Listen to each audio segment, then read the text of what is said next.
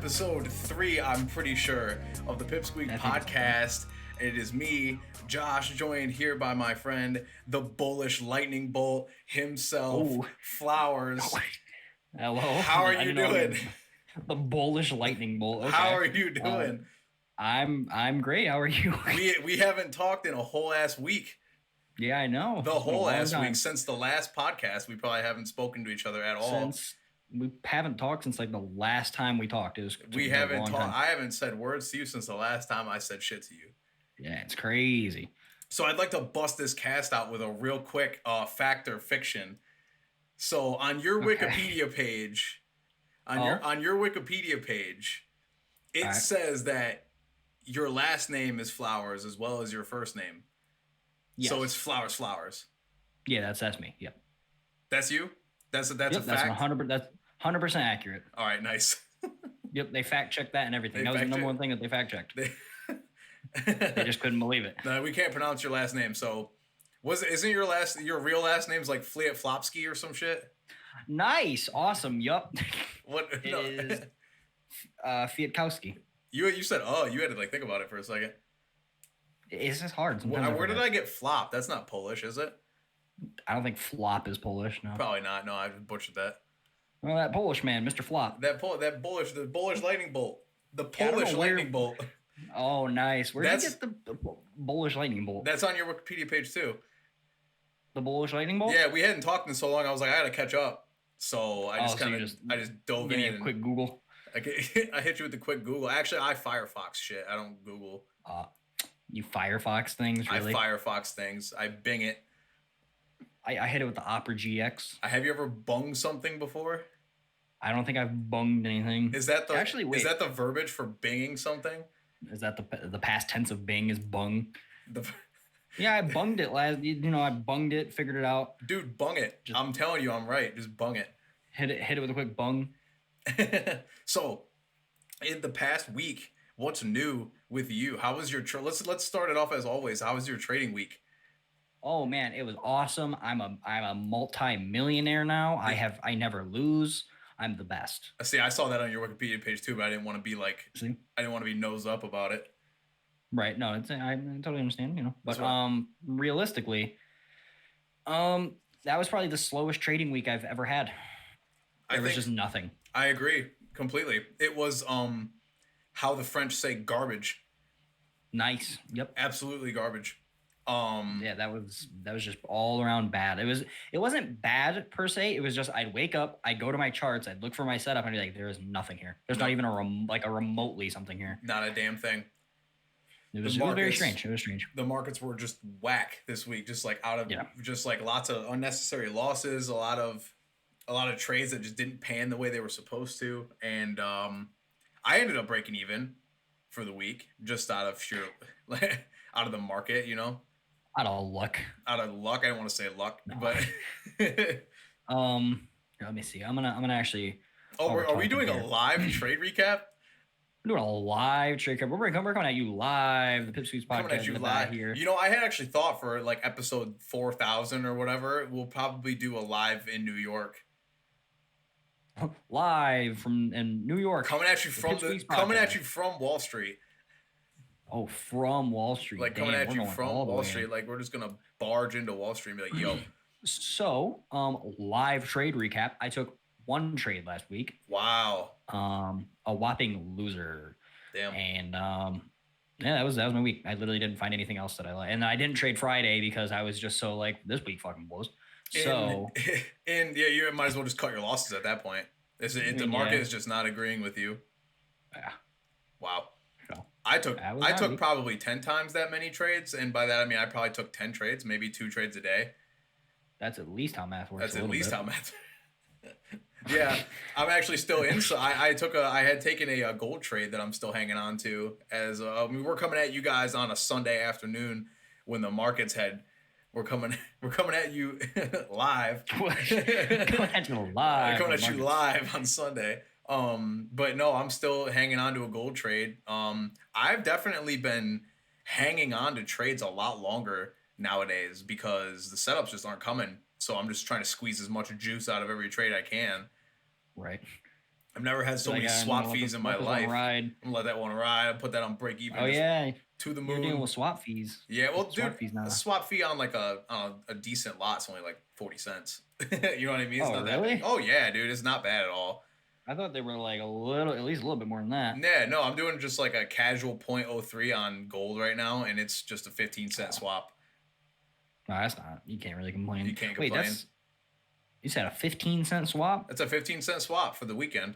That's for your lot size, a 30-cent lot size. That's half your lot size, technically. Yeah, but on gold, you're up 100 pips easy. You know what I'm saying? Yeah, I know, but you know what I mean. Yeah, for the size itself.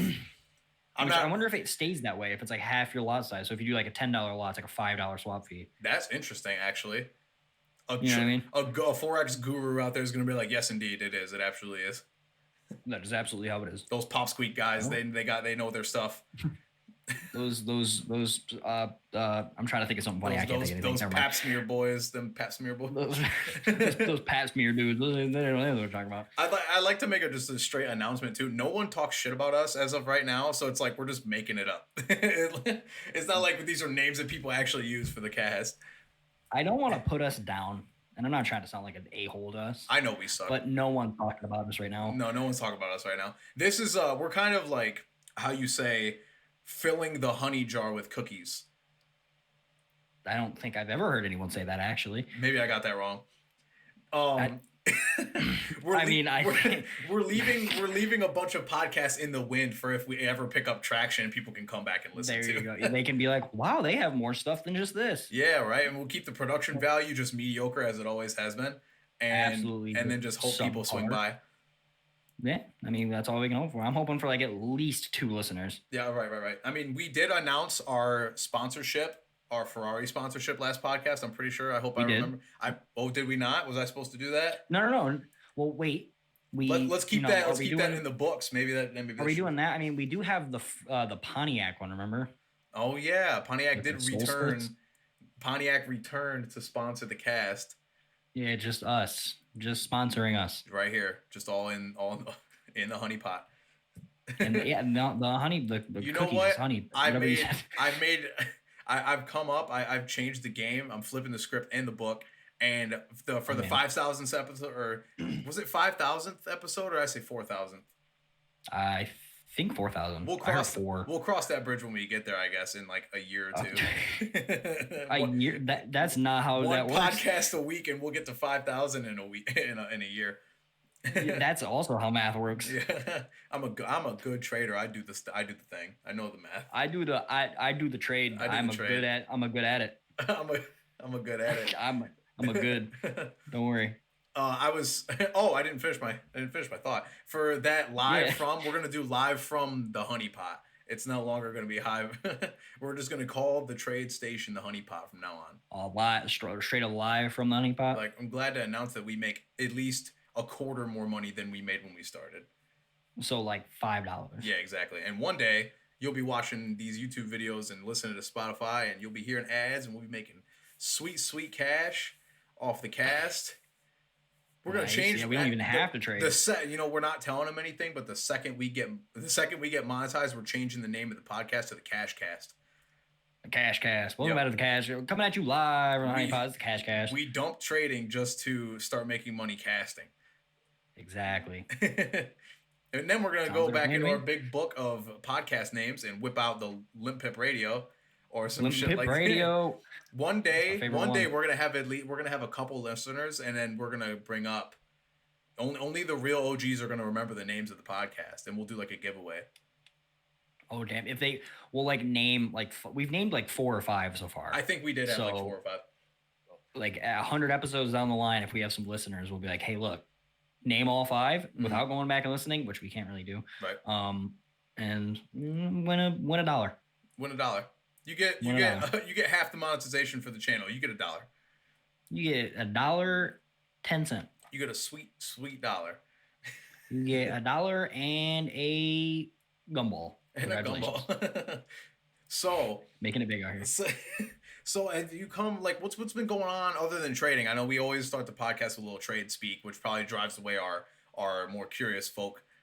as far Yeah, as they're the probably like, listeners. this is They're like, boring. this is boring. But Financial. now that finance, I think this podcast is labeled as a self-improvement podcast, which like I would love to talk about discipline and being a better person, but Be better. But sometimes we talk about Bitcoin and Elon Musk and Tesla, and I've noticed that is a reoccurring theme for the cast. And just this is not the Tesla cast. if you're episode 3 deep, which I really hope this is episode 3. If you're 3 episodes deep and you're like all they do is talk about Elon Musk, it's like, well, yeah, we know. Okay. We're working on it.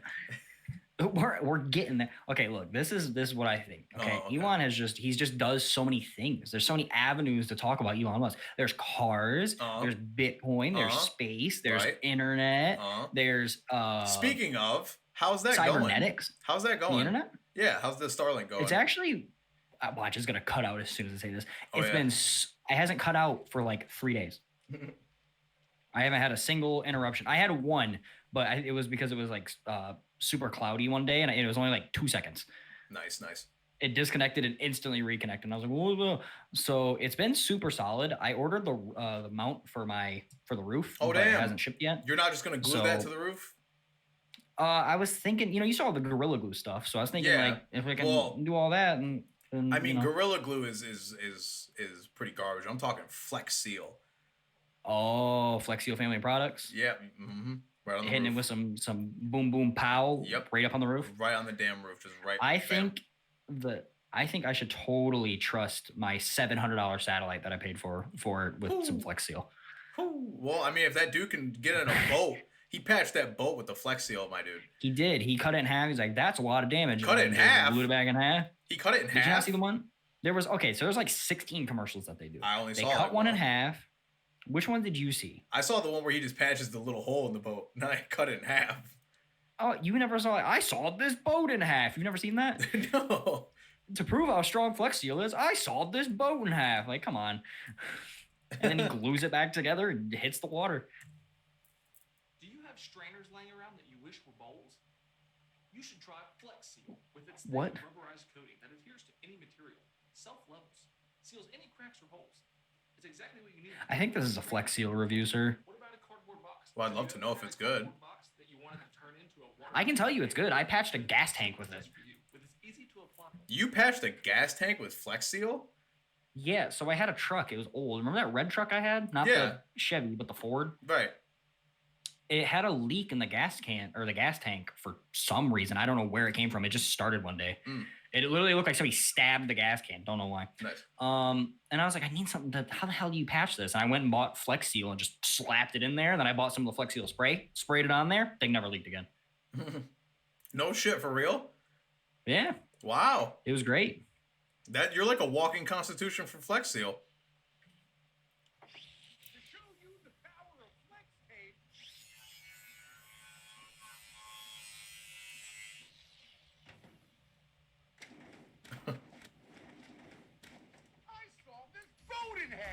Oh my god.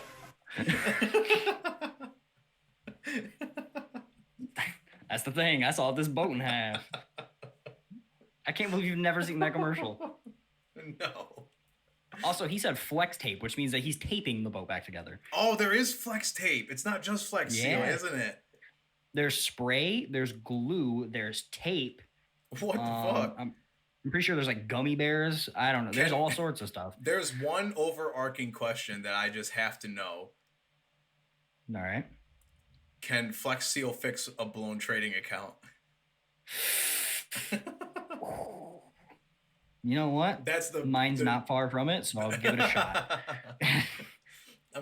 Blow the account. Just I saw this thing and it was like Robinhood investor cuts losses in half by shutting off second monitor. What the hell? And I was like, if only. Nice. Speaking of things found on the internet, I found a conspiracy theory, mind my gap. That Meek Mill tweeted some shit about Bitcoin and Bitcoin dropped like a rock. Meek Mill? Meek Mill. What does he have to do with it? I don't know, but it was a conspiracy. They were like, he is Bitcoin. I don't think that's personified. How that works. Well, supposedly, Bitcoin, as of last podcast, Bitcoin was at 58 grand, and it is now sitting comfortably at 45, I think, which is a correction if I've ever seen one. But I don't think that's Meek Mill's fault. Everybody's saying Meek Mill did it. Literally, I think Elon Musk, speaking of Elon, tweeted again. I'll tell you what. Well, no, he said that it was a little high. He said Bitcoin and something else are a little high again. Perhaps. So I don't know how Meek Mill. Conspiracy theories blow my mind sometimes. People are wild with that shit, dude. It'll be like the price of the U.S. dollar is solely based on the rotation of Pontiac Aztec wheels. Like, it just comes out of nowhere, and you're like, how do you connect it? And then they go on some like long thing, and they figure it out, and you're like, okay, well, I still don't believe you, but thanks for that. I still don't believe you. Can you explain Pontiac Aztec wheels to me? So there's an SUV. It's called Pontiac Aztec. Super ugly. Right. They have wheels on them, 17-inch standard SUV wheels. I don't know if they're 17-inch. I'm just making up a number. And when you put it in a drive, you hit the gas, they will rotate.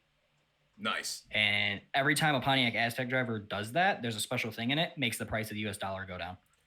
Interesting. So the Dixie drops just because those Pontiac Aztecs are just ripping and roaring. Yep, and every time you see the Dixie shoot up, it's when one breaks down and can't drive anymore. Damn, well, the Dixie's been coming down like for a while. Dude, the fucking Aztec, they're everywhere. Dudes, they're on a tear, dude, because the Dixie's been dropping for a good while now. And you want to hear how you ever seen the show Breaking Bad? Wait, pause that 1 second. For our listeners who don't know what Dixie is the pair lettering on like TradingView or any chart watching system that is for it's the DXY is for the US dollar. So if we reference the Dixie, it's not like the Dixie shorts from Dukes of Hazzard. It's the dollar. So go ahead. Anyways, you ever seen Breaking Bad? Of course I have. He drives a Pontiac Aztec. Thanks for the spoilers. And... you just dropped that bomb on all of our listeners. Spoiler, they have cars in the show. So that's what that little SUV is that he's driving? The yellow? Is it yellow? I think it's yellow. It's not yellow. You've never seen it? No. You're dishing out spoilers and you haven't even seen it? Yeah, which is why I can't be much of a spoiler if I've never even seen the show. All I know is they sell drugs. It's a great show. Absolutely, they sell drugs. It's awesome. It's a lot. Yeah, it's basically. Oh, and I think someone says bitch a lot. Science, bitch. It's Jesse. Okay. Anyways, Jay Pink.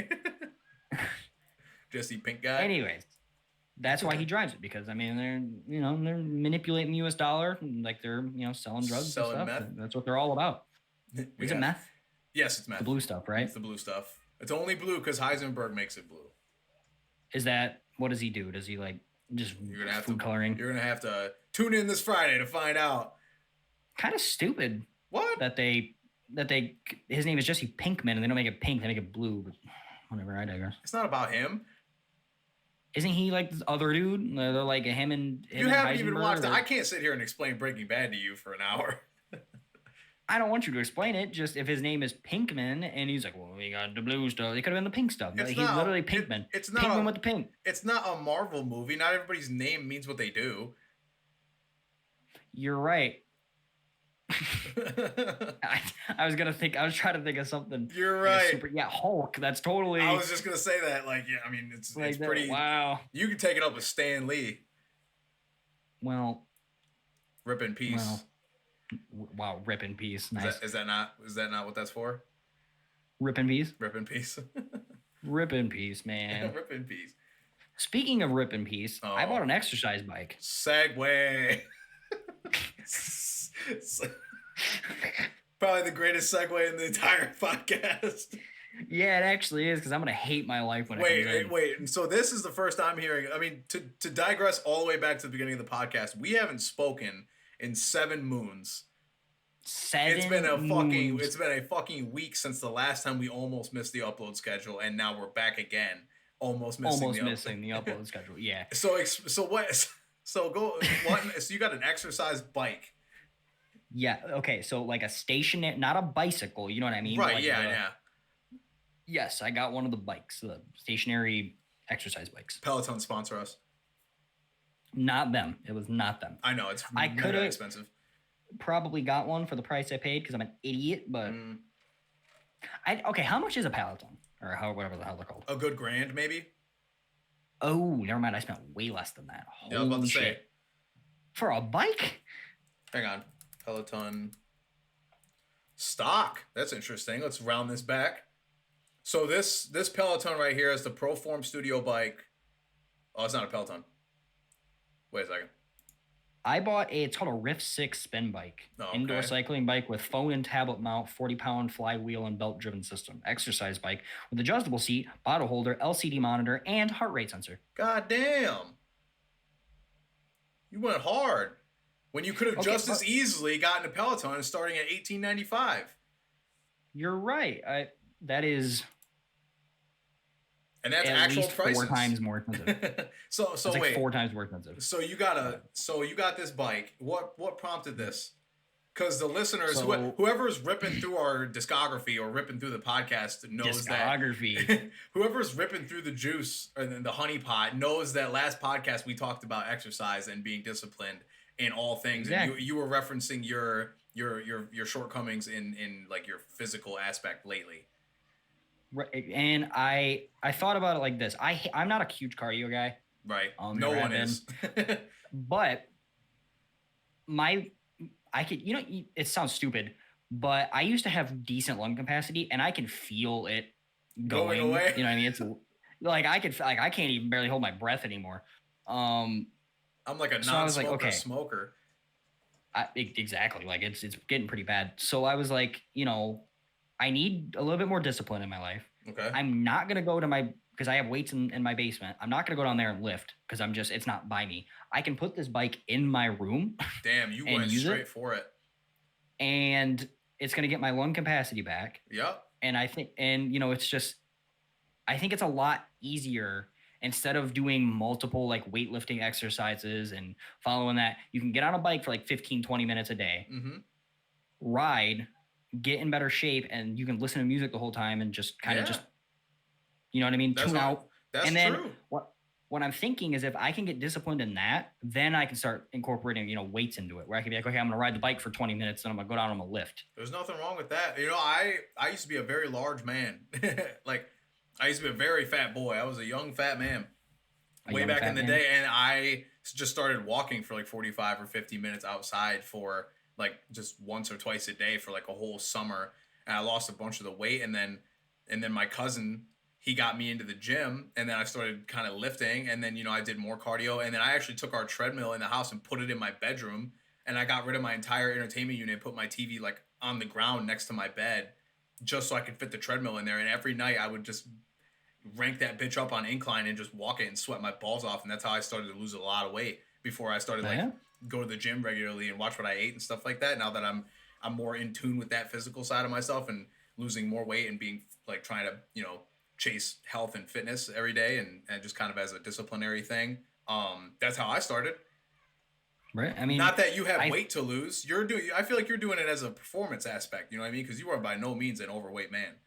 But I have gained weight this past year because all I do is sit. I don't, you know what I mean? I don't do anything. I have gained weight, and of course it only went to my stomach. So I have just like a bulging stomach and nothing else. Right.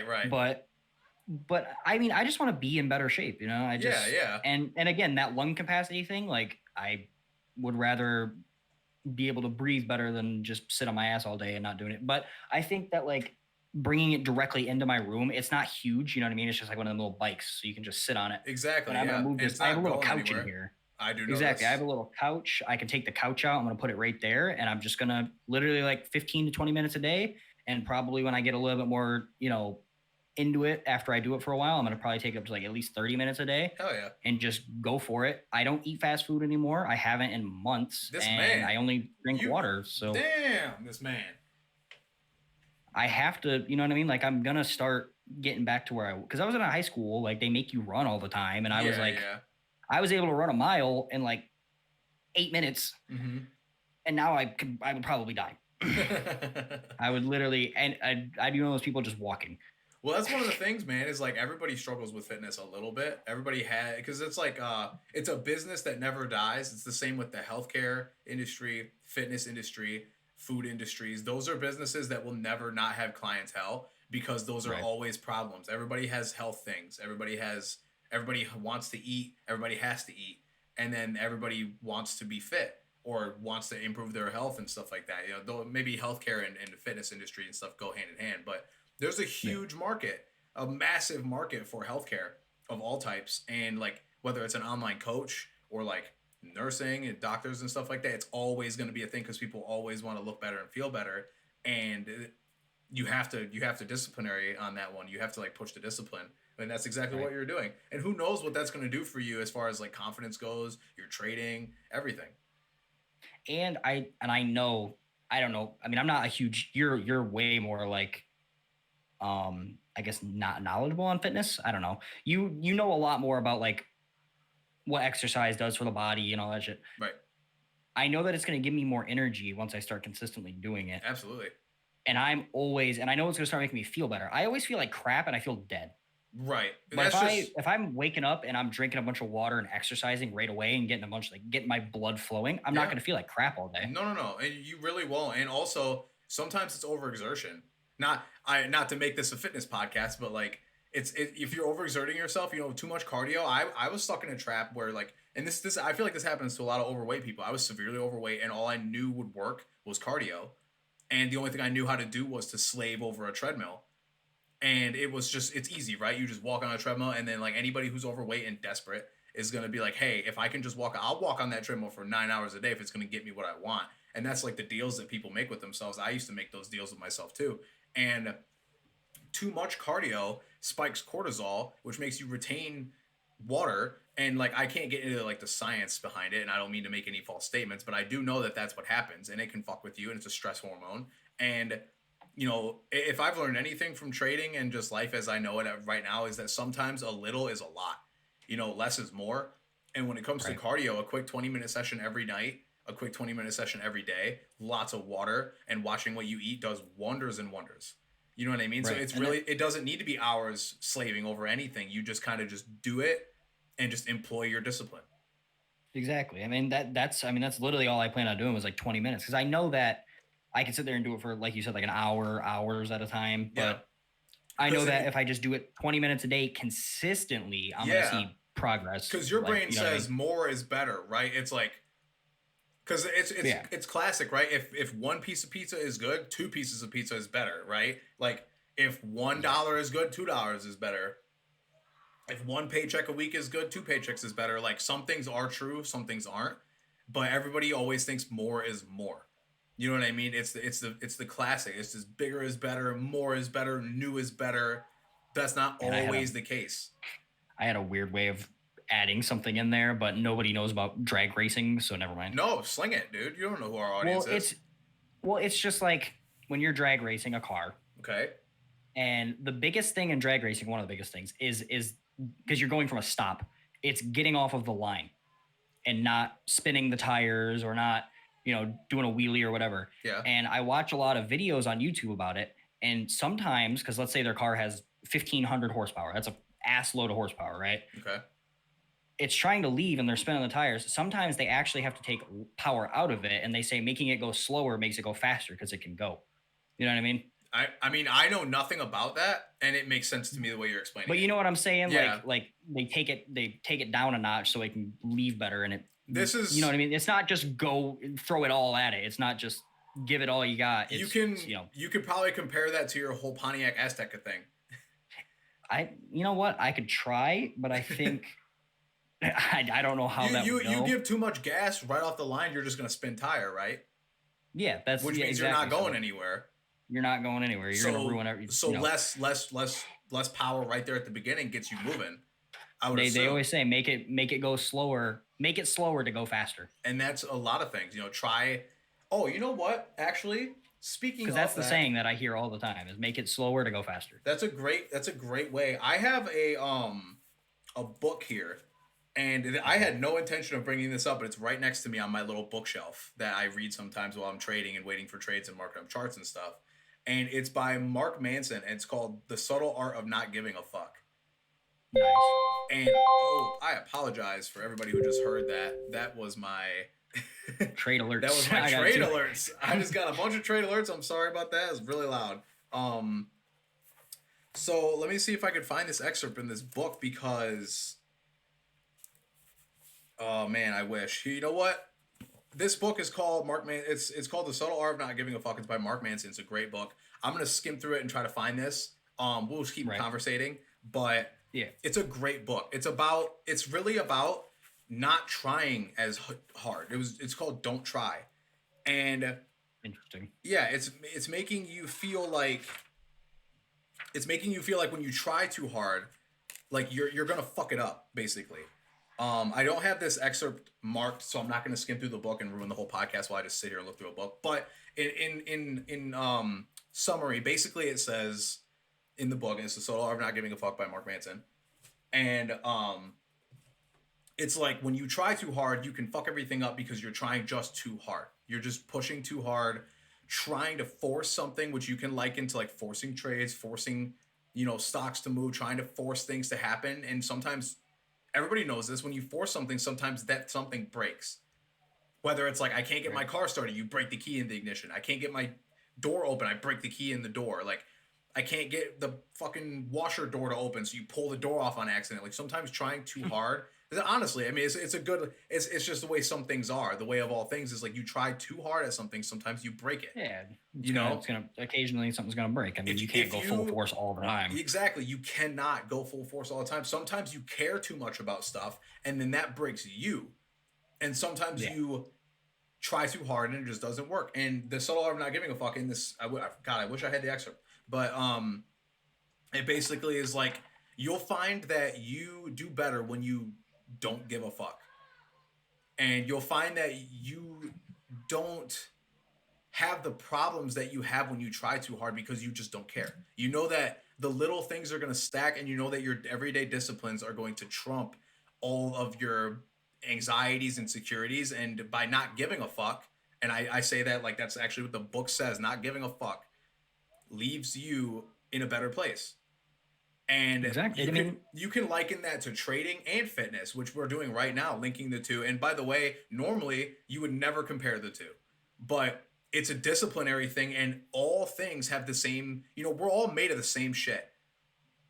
A wooden table is the same as a wooden door, is the same as a wooden boat, is the same as a wooden sword. Like, we're all made of fucking the same shit, and everything that we do and our ideals are all made of the same ideas. It's the golden rule, don't do something to somebody you don't want done to you. It's like, it exists in everything, and like discipline exists in everything. Not giving a fuck, it can help, even though it doesn't seem like it will. Right. I mean, now that you say that, I've experienced that through my own life. What do you mean? Where it's like, there will be something like this, let me break it down to like a basic, like video games. If you're like trying to like play a video game and you're trying to like clutch up on something or something stupid, I don't know. And if you try your ass off, you'll probably fail. But if you just sit back and like are chill about it and just don't give a fuck, you'll do significantly better than when you're sitting there trying your ass off. You know what I mean? Yeah, yeah. And I've done that in my own life. And what I think it is when you try super hard, it gets your anxiety way up about it. And you start overthinking things and you start all that shit. And then it just leads to, it's like self-sabotage. Yeah, that's true. It's so true. You're trying too hard, so you're gonna fuck it up. Like, you almost have to tell yourself to back the fuck off because you're gonna push too hard.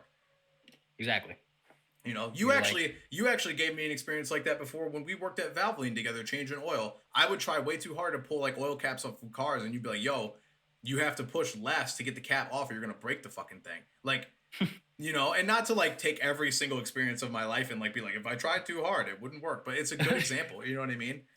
Yeah, no, I know what you mean. And I found the excerpt, by the way. Now, it's not the exact excerpt of the book, but I did find it. It's on page 9 of The Subtle Art of Not Giving a Fuck, and it goes like this. And this is it's a little paradoxical, but it's good. So it says in quotes, it's the desire for a more positive experience is itself a negative experience. The acceptance of one's negative experience is a positive experience.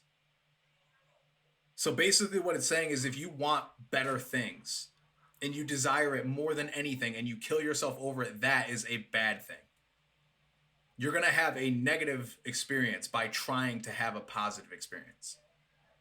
It's completely ass backwards. But it is exactly but it is exactly the same as if you try too hard, you'll make it worse. Exactly, yeah. And then it's saying if you accept a negative experience, it becomes a positive experience. And it's a perfect appliance to everyday life. Like, and I think the best way to do it is probably to liken it to the hardest thing that I've ever done, and what I would imagine is the hardest thing that you've ever done in your entire life is to trade. And it's the easiest, hardest thing ever. You know what I mean? It's so simple on paper, but once you're actually in there, your emotions and you are at a constant war, like bloodshed ass war. And no one, unless you actually do it, can understand.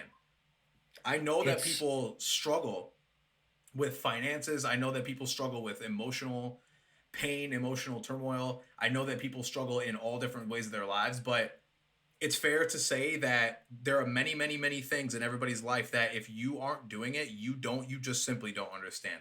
And you can't say that you know what it's like or that you know how it feels, because I would never, ever in a million years try to say that I know how it feels to go to war or to be shot or to be maimed or to be in, or to have my spouse pass away or some horrible. I would never assume to have those experiences, and I would never assume that those experiences are worse than other experiences. Everybody knows that if you get butthurt about something bad happening to you and it's like a minuscule thing, and then somebody near you dies, that if you go over there and you're like, yo, I know how it feels, they're going to be like, what the fuck are you talking about? Right. Like, you have no idea how this feels. I am not saying that this is that serious at all, but trading is one of those things where you just don't know how it feels unless you do it. It's a special kind of emotional rip and tear. And if you try too hard, to take this back, if you try too hard trading, you push too hard, it fucks everything up and you're going to care way too much about it. And I can speak from experience on that one. Oh, yeah. I mean, there was points in time when we were trading where it was like when we were learning this stuff and we were just coming into the world of trading, remember, we would talk all the time about it. And there'd be points where like we were trying our asses off to not lose, basically. Yep. And we would text you like, this is, I'm thinking about quitting or this or that and the other thing. And now we're live, and with our emotions, we just don't care, really. Just don't care. I mean, if you think about it, it's just move on. It's like accept what just happened and move on to the next thing. And it makes the trading a much smoother, much more enjoyable, and a much more consistently profitable thing. I could not have said that better. Because there were points in time where we would lose, we'd get super emotional, and then we'd try to switch everything up that we were doing. And that's the idea that there's only one way to do something. Right. Yeah. I mean, we would try to switch things up. We would try to it was like we had to win. We had to have the perfect trading plan. It had to be at just flawless 100%, and no trading plan ever is going to be 100%. Nothing. I'm sure there's people out there that are like, well, I haven't lost this year, and they've taken 3 trades, but right. They're holding one since last year. Exactly. But I'm like, for what we do now, we trade once a day, 5 days a week, and we're fairly consistent. Yep. I firmly believe that with our emotional state back in the day, what we do right now, we would never be able to handle. Never. Because there was one week we took just losses on top of losses. We did not care. This week was a hard week. I'll be honest. This week was a horrible week. It was a horrible week. We spoke about this at the beginning of the podcast, and I said that I broke even this week. I absolutely did.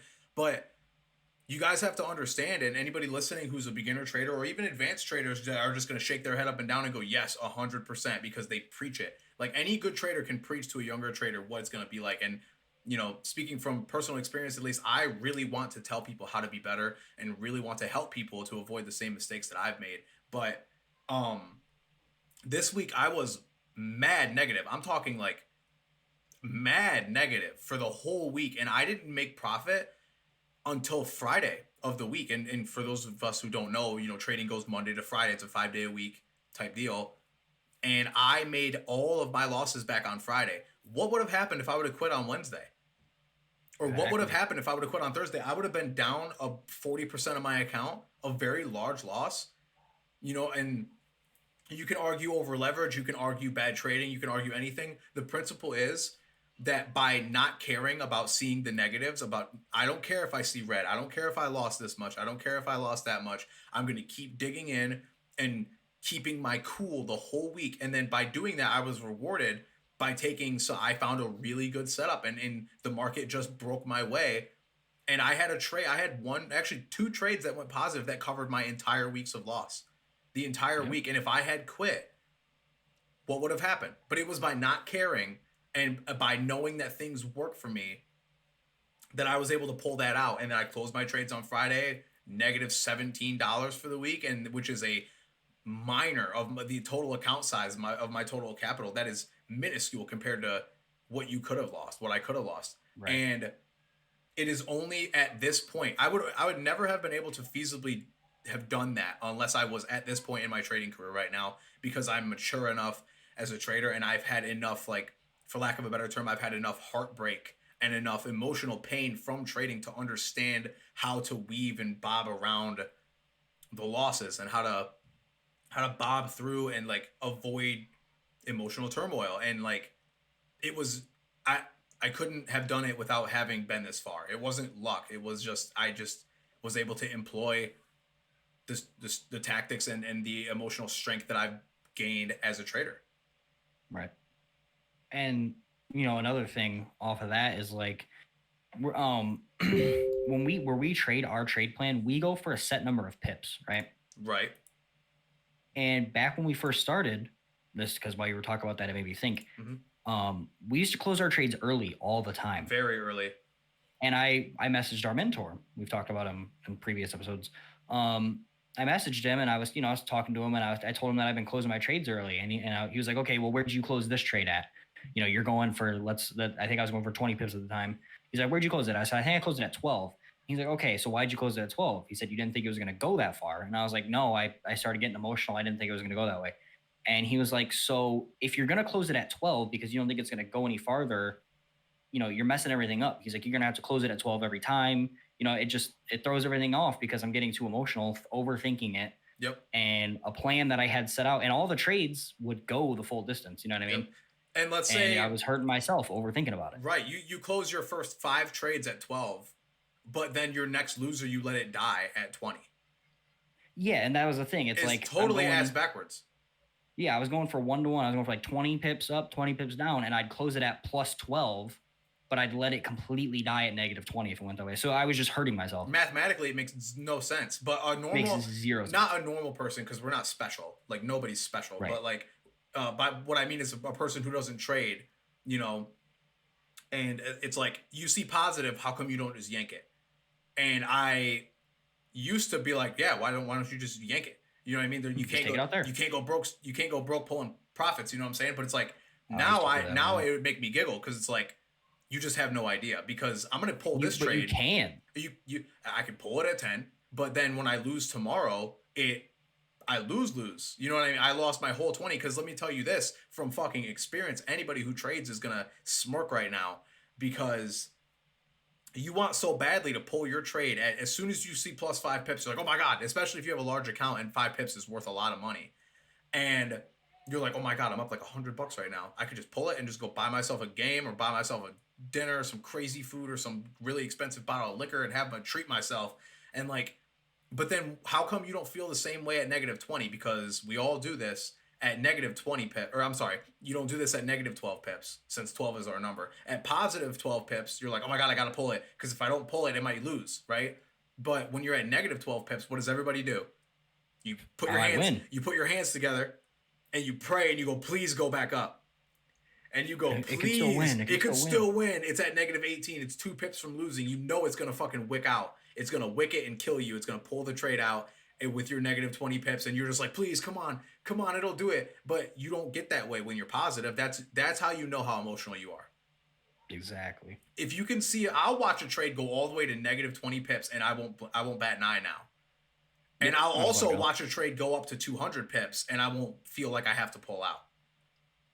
That happened to me on Friday. On Friday, I was on a GBP AUD trade, which is Great British Pound leveraged against Australian dollar, And I had let it ride for like, this was one of the trades that redeemed my whole week. You know, it's just the way the week went, which I'm thankful for. And I'm thankful that I found the trade and I took it. I'm thankful I had the knowledge to take it.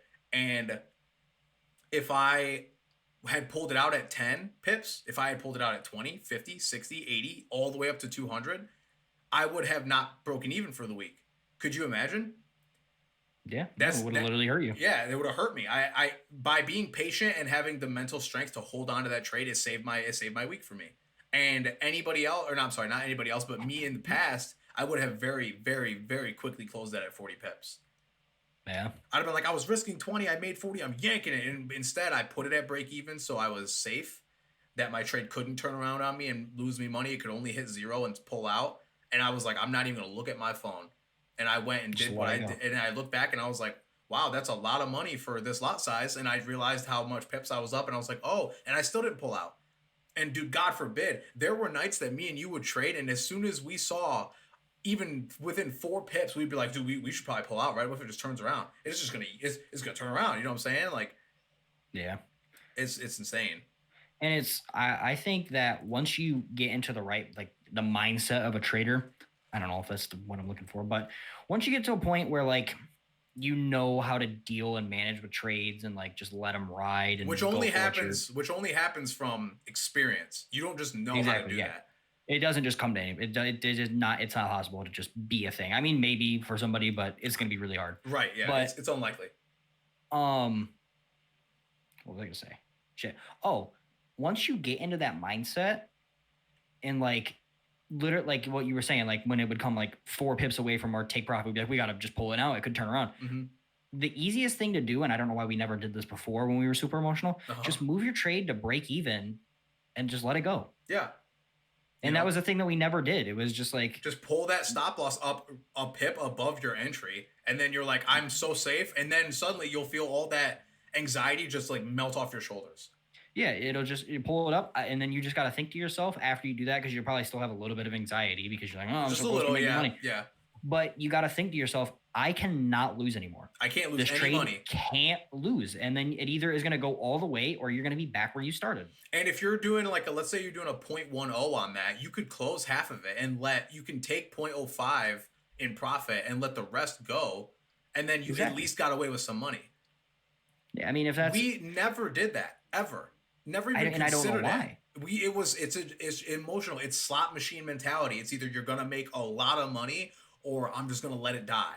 And that's the thing. It's going all the way. We think we have to go all the way, or else it's gonna go all. You know what I mean? Yeah. The market is not gonna obey what you say. When you throw your line at 20, it's not just gonna come slam dunk on it. It's gonna do whatever it wants to do.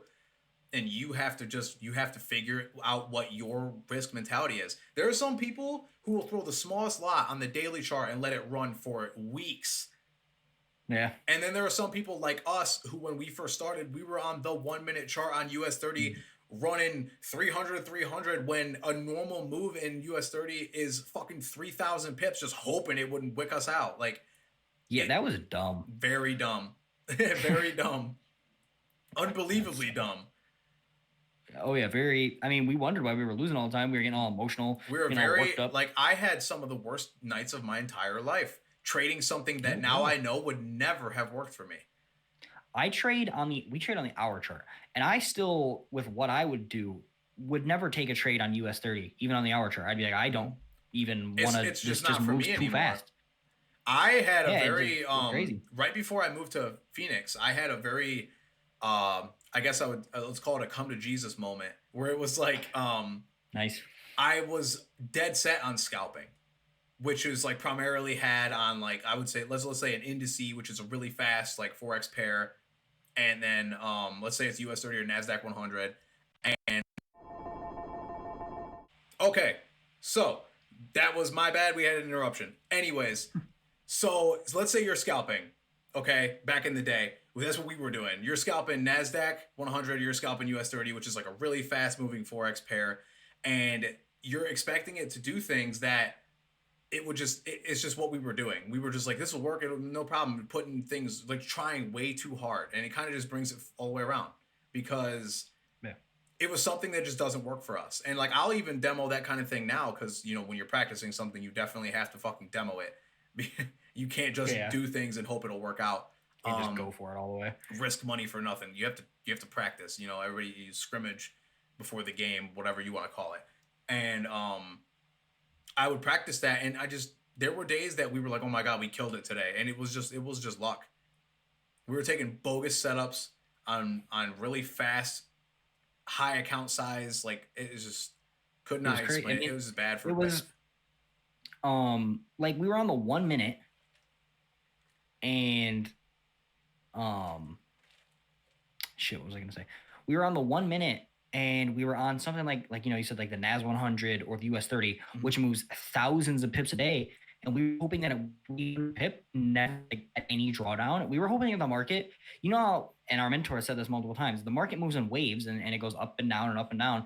And what we were wanting the market to do, and he said that it never does this, and we wanted it to go in one direction just straight away. Right. It was like we wanted it to buy and we wanted it to hit our take profit and never have any drawdown, because if there is drawdown on something that big on the 1 minute, we can't take the drawdown, and we were beating the hell out of ourselves. Yep. Our strategy and the way that we had lined up our trades was dependent on that we were 100% right. Yeah. If we were not 100%, there was no wiggle room. If you weren't right, you were fucking wrong. And God forbid, dude, we used to pull, for us, a normal move on NASDAQ or US 30 for us was an attempt at 300 pips. Okay? Yeah. A normal move on a currency pair for us was about 20 pips, just to put that in comparison. But we were pulling our trades at plus 100 pips, which is a third of the loss. And anybody that's ever traded US 30 or NASDAQ knows that it's very easy for you to never see profit, and it just spins on your entry and goes immediately negative 300. Yep. The math on that is that if you pull at 100 every time, you have to win 3 times for every loss, and you are never going to be profitable, ever. We started doing that. So much. All the time. With live money, by the way. Yeah, with real money, we were in the market and we rationalized in our brains, and me and him talking back and forth. It was like, we need 300 a day to be successful. Yep. If we do 6 50 pip trades, we'll get it. Yeah, exactly. What? But what about? So what are you doing? But dude, trade number 4 bombed as soon as you entered it, and now what are you gonna do? We just never considered it. Because you think that you're just going to figure things out. You think that things are going to just break your way, but that's just not how things are.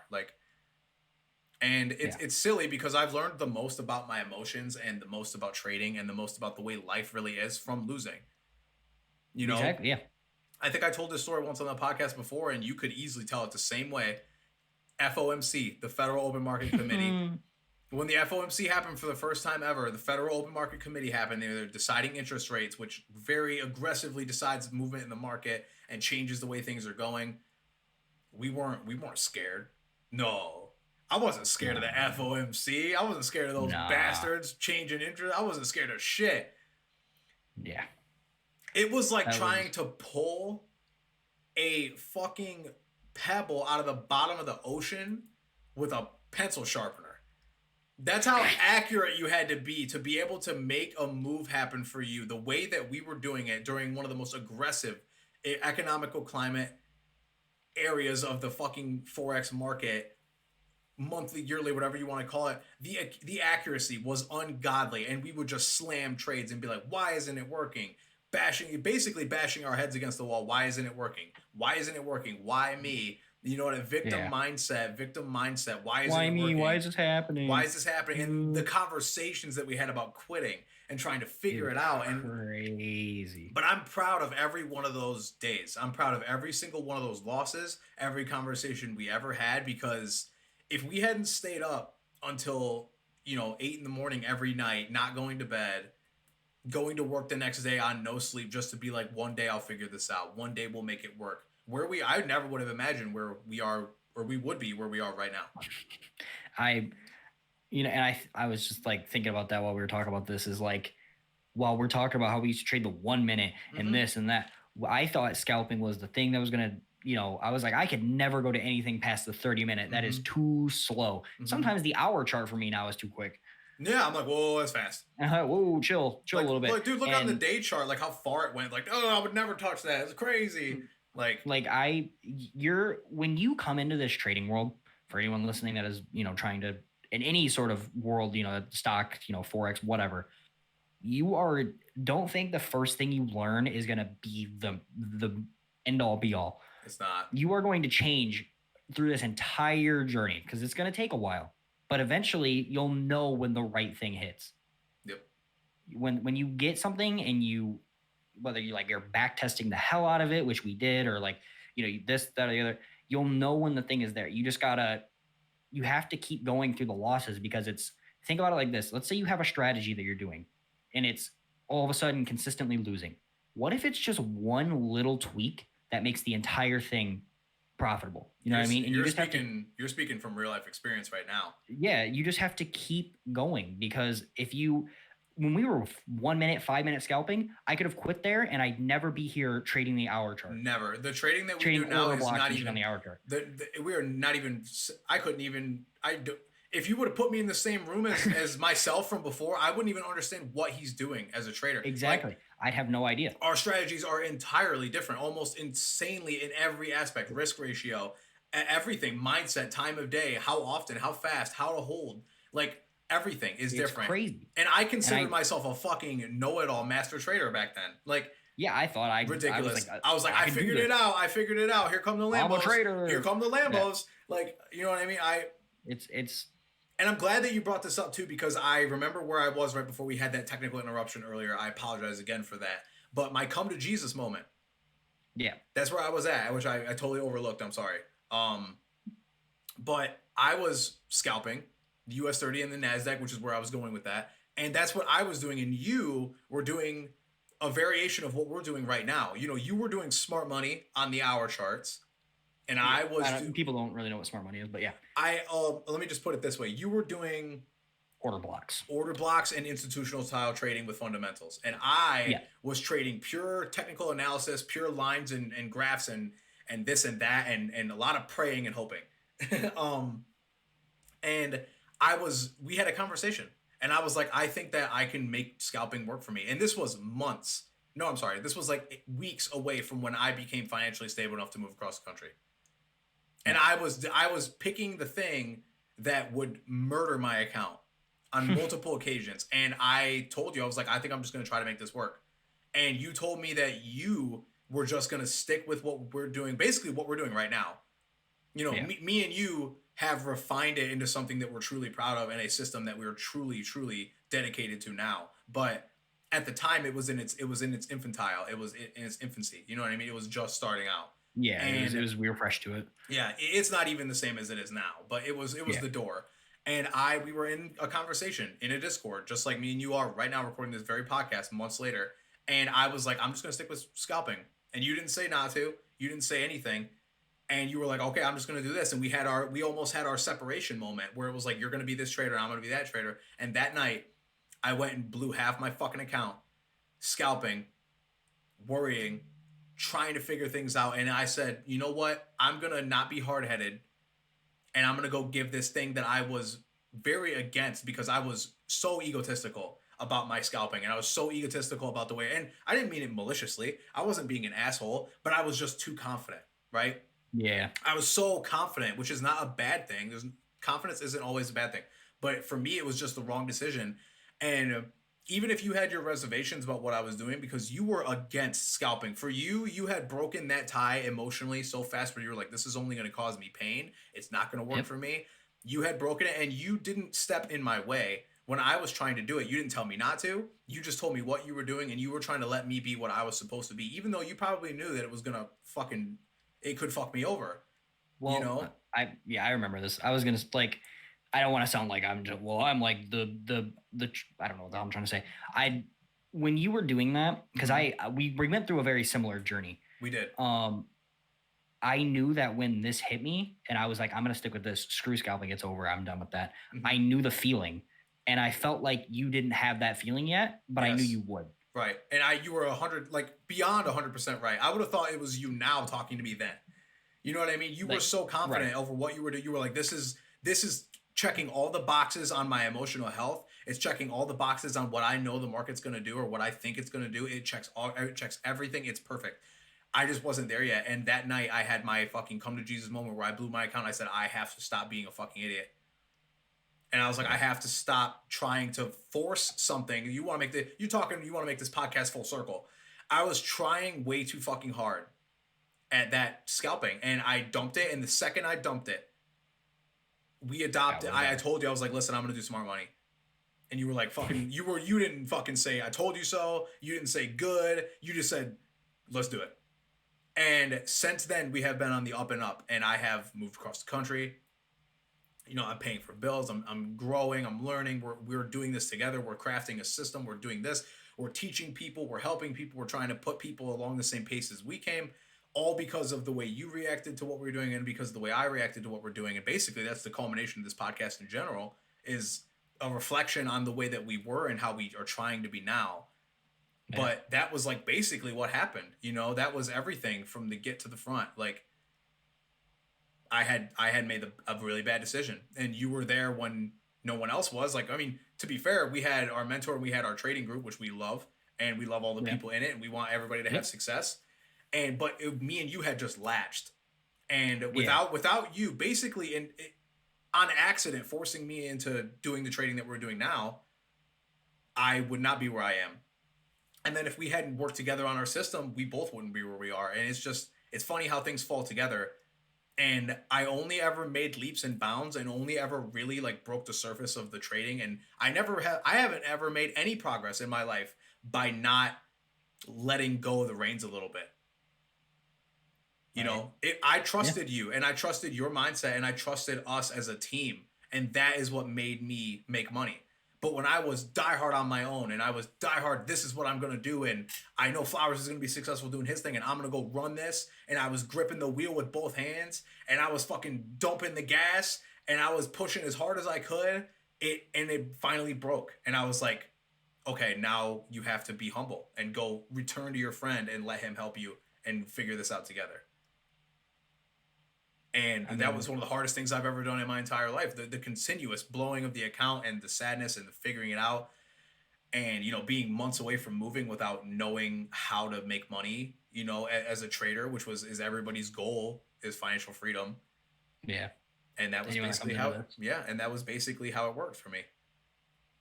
I mean, I have very, like, it's a very, again, we have a very similar, because we would, and like you said, we kind of latched onto each other. I mean, we worked together, and then all of a sudden we started trading, and we were literally just like lashed on everything. It was just like, it was me and you, and it was just like, we're figuring this out. And every time whenever one person would be going through something emotionally, we'd always come to the other person. Yep. You know what I mean? You helped me through a ton. Like we were always there, either throwing out ideas or like, you know, one thing or another. And we finally, like, it all worked together. We threw things back and forth long enough, and now we're just both right where we're at, and it's working, and it all has come together. And like you said, we made something that we're super proud of. Yeah, I don't even understand. I would never ever be where I am right now without a trading friend, like a friend like you or someone like, I couldn't even, oh my God. My first, I couldn't imagine that. I have no idea what I would be doing right now or where I'd be at, honestly. No idea. I owe it almost all to you, and I owe it almost all to a teamwork effort. Like, I feel it. You know what I mean? And I think that if someone was like, hey, what would you tell? And by the way, just like we referenced on the first podcast, we are not driving Lambos and Ferraris. We're not living in glass boxes in the mountains, but we are very successful in our own lives for where we are right now. And there is nowhere but up to go. So if I had to take everything that I know and like aim it at a kid or somebody who wants to trade, the first thing that I would tell him is, you better find somebody that is going to fucking make sure that you don't crumble when you're about to, because that is what made me a trader. You know, if I didn't have that, I never, ever, ever would be where I am right now. I don't think. I really don't. I think I'd have quit. Oh my God. Actually, I know I would have quit. Because there were times we'd do the iPhone voice message text thing, and we would send like 15-minute voice messages. Yep. To each other, and anybody, like, dude, I just don't know if I could do this anymore. And anybody with a fucking iPhone, anyone with a fucking iPhone knows how difficult it is to send a fucking 5-minute text, a voice message when you let go of it and it deletes it. We would talk. I would send you a 14-minute message, delete it at the very last minute, and then do it again. I was talking for 30 minutes straight just to send you a message at 3 a.m. about how I wanted to fucking quit. and then I'd send one right back. It was just it was crazy. It was a very strange time, but it was a time that I felt like I didn't have control over. I felt like my life was just pushing me in that direction, and we were just. It was just like, just keep going. Like we were just ricocheting off each other, and it made me feel like I had jumped up so fast. Like it was just like a fucking shortcut to the end, or shortcut to a better person.